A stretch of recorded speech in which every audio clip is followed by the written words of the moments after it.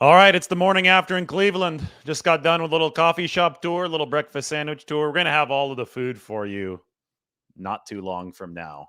And I have to check out of the hotel in a little bit. And then I have one more food spot to hit up, a sandwich place that's very tied to a sandwich spot, one of the best in San Francisco that I've featured before. So that's going to be fun before I skip town here. Did a Randy Gregory video from the Overlook. That's already up. You can check it out. And now we need to talk about, well, just in live setting, maybe a little bit of a morning Q&A, but a question on people's minds is, does Kyle Shanahan need to change his approach when he's facing some of these ultra aggressive defenses with really good fronts? Because the Cleveland Browns obviously are a defense that matches that description. And Mike saw something, I think, on a forum online. I'm gonna read it right here. And he asked me for my thoughts on it. And I thought that it was an interesting thought. And I think that there are some things I partially agree with and some things that I disagree with. And it leads to a good, healthy discussion about the 49ers and their strategy and Shanahan's play calling and Brandon Aiyuk and Brock Purdy yesterday. But this is what was said. So I quote, Shanahan needs to adjust against aggressive attacking defenses. Jim Schwartz's defense runs a wide 9 and always brings an extra defender in the box. Kyle Shanahan needed to just have Purdy drop back with 3 wide receiver sets and go to work that way. Purdy got going in the last drive with Shanahan not doing anything special or getting creative. Flat out spread the Browns out and let Purdy do what he does best, and that is dissect the defense and deliver to the open man.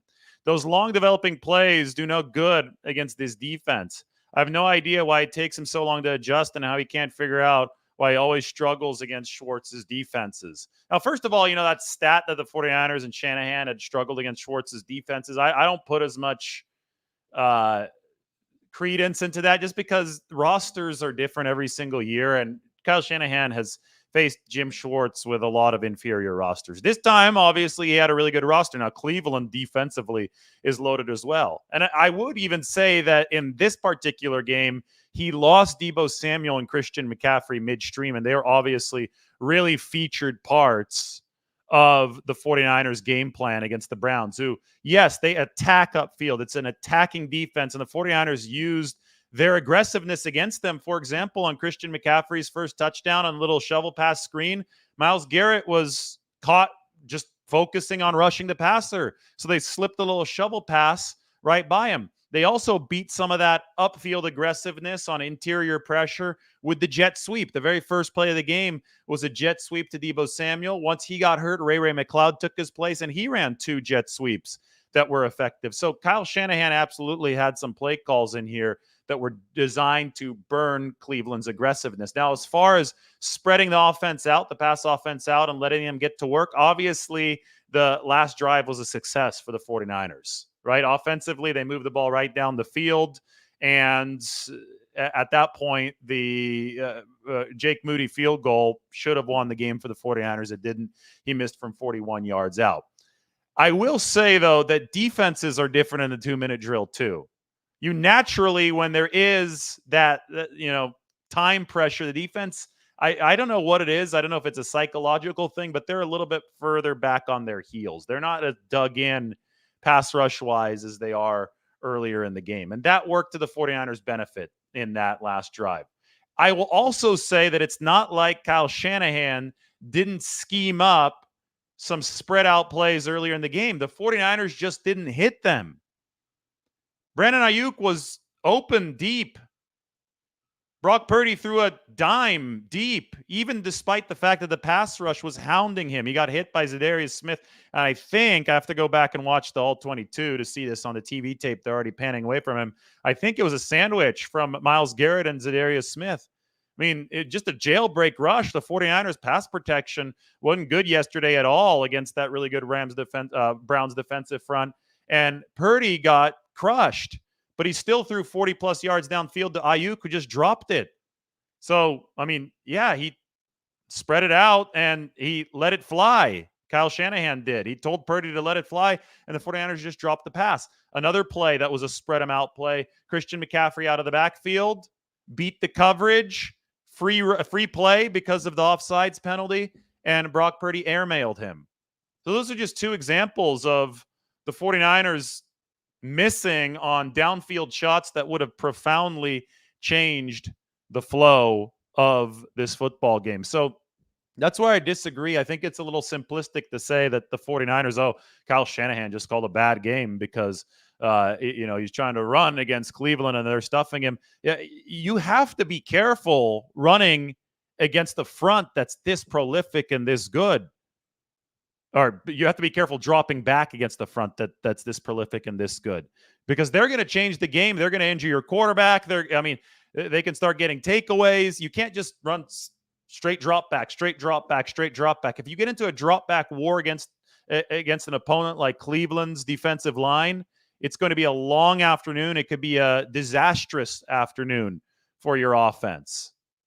You have to keep them off balance. So you have to calculate the shots that you take downfield.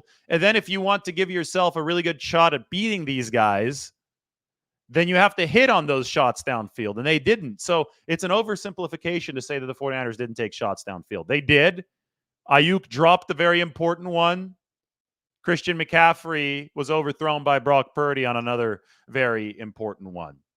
So against the really, really good defense, you're going to have limited opportunities. So you're going to have to convert on at least one of those two that I just listed right there. They were 0 for 2, the 49ers were yesterday. They did some good stuff. Again, they beat some of the aggressiveness yesterday with, the schemed screen, the shovel pass screen with the jet sweeps. I really do think that losing Deebo Samuel hurt, because he was going to be a central part of that game, that game plan. And obviously Christian McCaffrey played for a little bit longer, but he's always a central part of what the 49ers do. So just my thoughts. I'm going to open it up to a little bit of a Q&A here in the morning. We've got a lot more coming from Cleveland before I fly out today to our next surprise destination.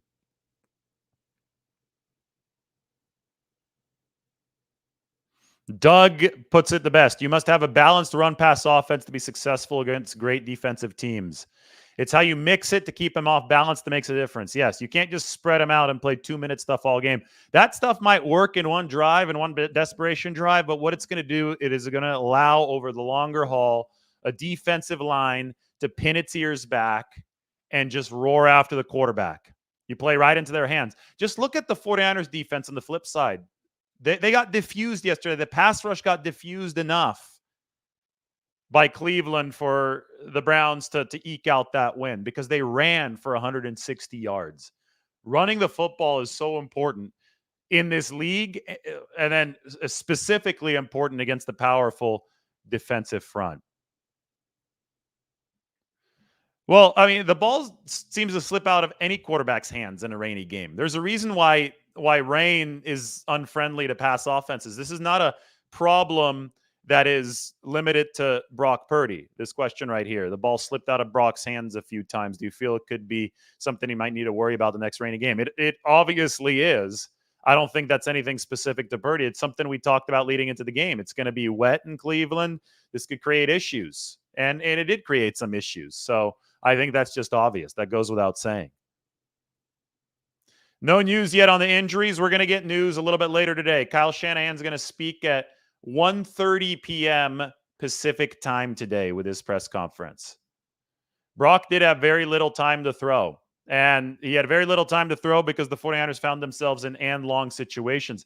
I rewatched the game this morning, and the one thing that stood out to me is that they were actually decent offensively in the first half, because they were more or less they're staying on schedule. There were a few times where they veered off schedule, but in the first half, they were decently productive. 10 points, probably should have been 13. They pushed themselves out of field goal range. That was the really damaging part of the first half. That would have been a decent pace against this Cleveland defense, right? That would have been okay. 13 points, you're on pace for 26. 10, though, well, 10 was still a pace to win. They just needed 20. It's the second half where they really hit a wall.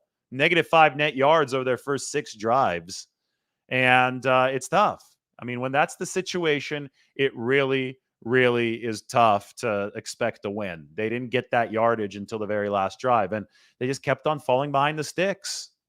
Penalties, self-inflicted wounds, a sack on. You can't just say spread them out and let them go after it and think that that was the end all be all fix, because one of those first downs in the second half, Purdy tried to roll out, and Jeremiah Owusu-Koramoah just sacked him.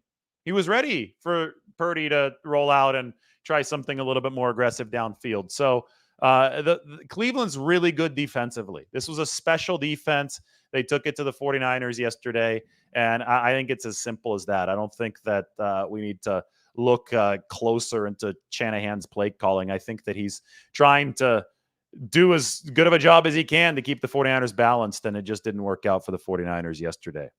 Penalties were another part of the issue. You are exactly right.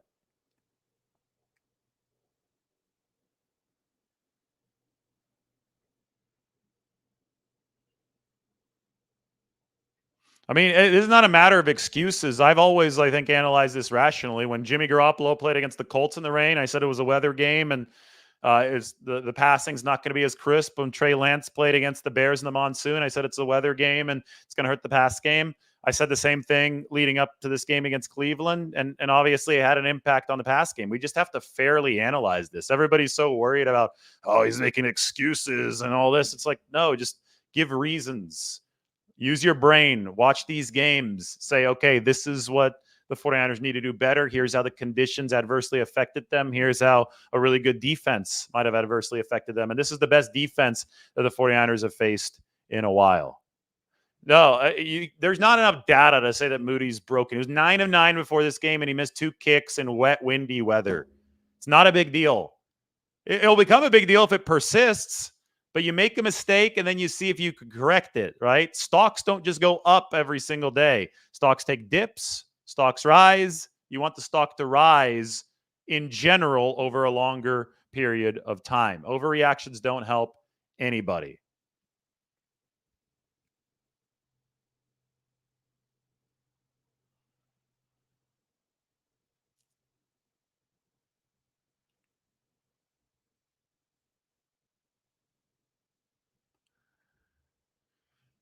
How are the refs held accountable for bad calls? You cannot stand that people often let the refs off the hook by saying they don't win or lose games. Yeah, I think yesterday the officials determined a lot of games in football.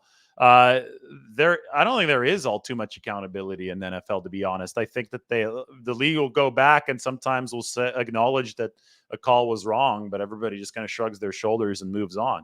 It seems to be a big problem, especially, I mean, when you look at the product in the league, once if there are some blatant misses and they're concentrated and they happen in big games, it's not a good look for the league's product. So the league has to toe that line, and I guess you got to just keep on training your officials. The problem is they're also going for the visual window dressing, I guess I should say, of making the game look safer. And that's probably where the Tashawn Gibson penalty comes in. It's not like that hit was violent or particularly dangerous. It wasn't avoidable. It wasn't something that would have been penalized in years prior, but it was in this game. And the 49ers left with a very sour taste in their mouths because of it.